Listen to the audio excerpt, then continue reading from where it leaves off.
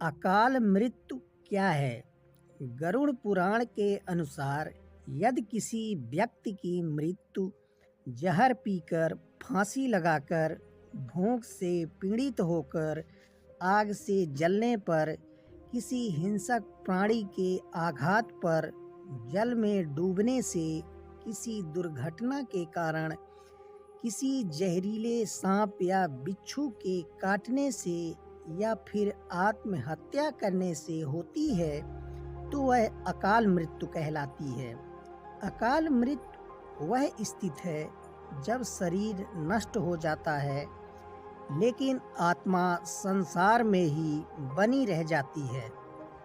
आप और हम देखते हैं कि आए दिन लोग सड़क दुर्घटना या फिर किसी आपदा का शिकार हो जाते हैं और अपनी जान गंवा बैठते हैं।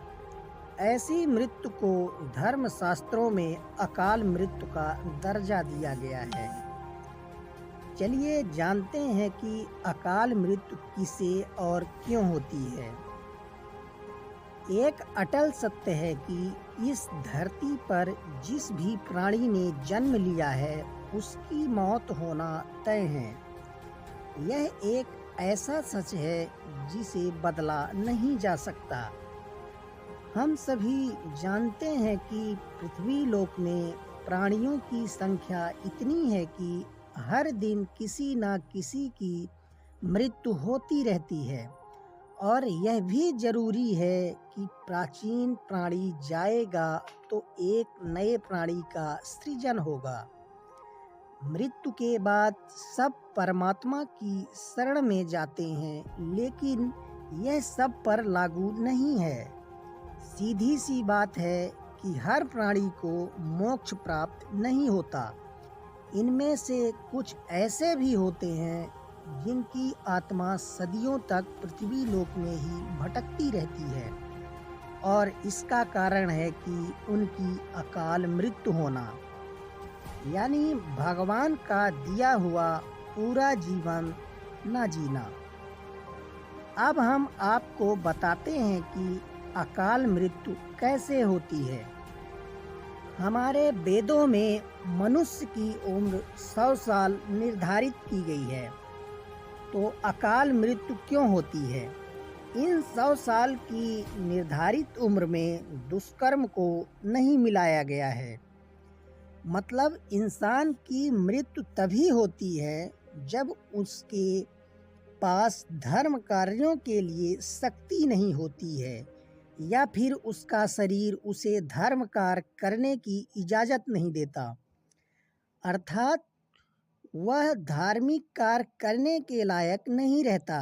इससे अलग जब कोई व्यक्ति अपनी इच्छा से धार्मिक कार्यों को त्याग देता है तो पृथ्वी पर उसके जीवन की अवधि कम होती जाती है। यानी इंसान की उम्र भले ही 100 साल हो, लेकिन अपने कर्मों के कारण वह अपनी उम्र को खुद ही कम करता चला जाता है, जिस कारण व्यक्ति की अकाल मृत्यु हो जाती है। अब आपको बताते हैं कि अकाल मृत्यु के बाद आत्मा का क्या होता है। भगवान श्री हरि विष्णु श्री गरुड़ पुराण के माध्यम से यह बताते हैं कि मनुष्य के जीवन के 7 चक्र निश्चित होते हैं। जो मनुष्य इस चक्र को पूरा नहीं कर पाते, ऐसे में वे मनुष्य अकाल मृत्यु को प्राप्त हो जाते हैं। अचानक ही मृत्यु होने की वजह से मनुष्य को मोह माया, इच्छा और तृष्णा बनी रहती है जो कभी पूरी नहीं हो पाती। ऐसे में शरीर तो नष्ट हो जाता है, लेकिन अकाल मृत्यु को प्राप्त होने वाली आत्माएं धरती पर अपने परिजनों और जीवित लोगों को कष्ट पहुंचाती रहती हैं और अपनी तृष्णा पूरी करने की कोशिश करती हैं। गरुड़ पुराण के अनुसार प्राकृतिक मौत से मरने वाले मनुष्य को 41 दिन में दूसरा शरीर प्राप्त हो जाता है। इसके विपरीत अकाल मृत्यु को प्राप्त व्यक्ति भूत, प्रेत, पिशाच, कुष्मांडा, ब्रह्म राक्षस, बेताल और छत्रपाल योनि में भटकता रहता है। उनकी आत्मा को जल्दी से शांति नहीं मिलती। गरुड़ पुराण के अनुसार अकाल मृत्यु में आत्महत्या को सबसे निकृष्ट माना जाता है। आत्महत्या को हमारे हिंदू ग्रंथों के अनुसार सबसे घिनौना कृत्य बताया गया है। भगवान श्री विष्णु जी ने गरुड़ पुराण में आत्महत्या को ईश्वर का निरादर करना और अपमान करना कहा है। भगवान श्री हरि विष्णु जी कहते हैं कि आत्महत्या करने वाले मनुष्य की आत्मा पृथ्वी लोक पर तब तक भटकती रहती है जब तक कि वह प्रकृति द्वारा निर्धारित अपने जीवन चक्र को पूरा नहीं कर लेती। यह घिनौना कृत्य एक किस्म की सजा है। इस प्रकार की आत्मा को ना तो नरक लोक में ना जगह मिलती और ना ही स्वर्ग लोक में। इस प्रकार की आत्मा को मरने के बाद भी सबसे कष्टदायक स्थिति से गुजरना पड़ता है।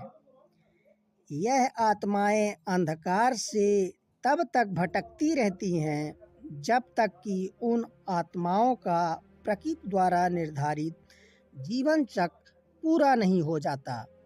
आत्महत्या करने वाली आत्माओं के कष्ट को तो दूर नहीं किया जा सकता, लेकिन गरुड़ पुराण में अकाल मृत्यु को प्राप्त मनुष्य की आत्मा की शांति के कई उपाय और मंत्र बताए गए हैं, जिन उपायों को घर के परिजन द्वारा किया जाता है और जिससे कि अकाल मृत्यु को प्राप्त मनुष्य की आत्मा उन उपायों और मंत्रों द्वारा शांत की जाती है।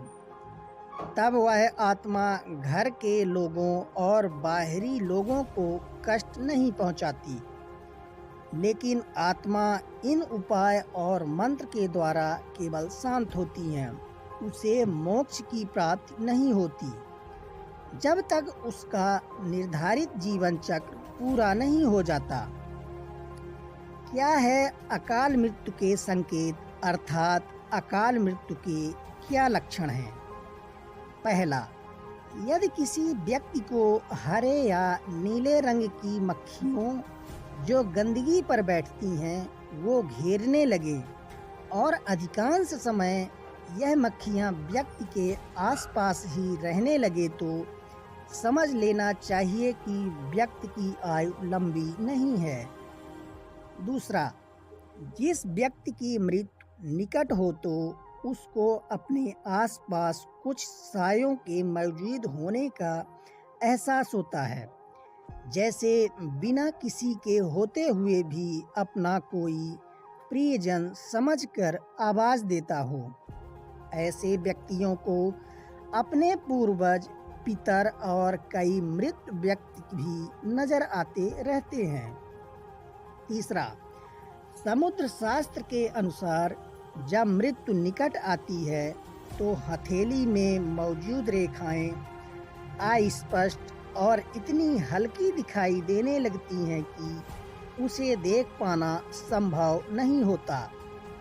यानी व्यक्ति के हाथ से किस्मत की लकीरें मिटने लगती हैं। चौथा, जिन लोगों की मृत्यु निकट होती है वह अपनी छाया को भी खुद से अलग देखने लगते हैं। उनको ऐसा लगता है कि हमारी छाया उनसे अलग क्रियाकलाप कर रही है। पांचवा, आयुर्वेद के अनुसार मृत्यु से पहले मानव शरीर से अजीब सी गंध आने लगती है। यह गंध किसी मुर्दे की गंध की तरह ही होती है। इसे मृत्यु गंध भी कहा जाता है। छठवां, जब कोई व्यक्ति सूर्य, चंद्रमा या अग्नि से उत्पन्न होने वाली रोशनी को भी नहीं देख पाता है तो ऐसा इंसान भी कुछ माह ही और जीवित रहता है, यानी उसकी उम्र कम है।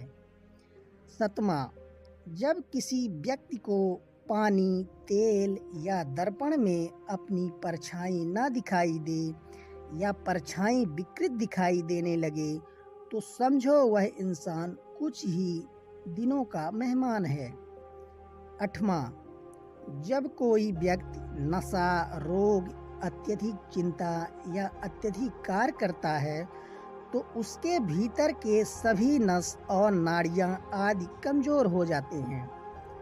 ऐसे व्यक्ति की आँखों के सामने उठते समय, बैठते समय या किसी भी समय बार बार अंधेरा छा जाता है। ऐसे व्यक्ति की भी मौत नज़दीक होती है। बोलिए श्री हरि विष्णु की जय। बोलिए गरुड़ भगवान की जय।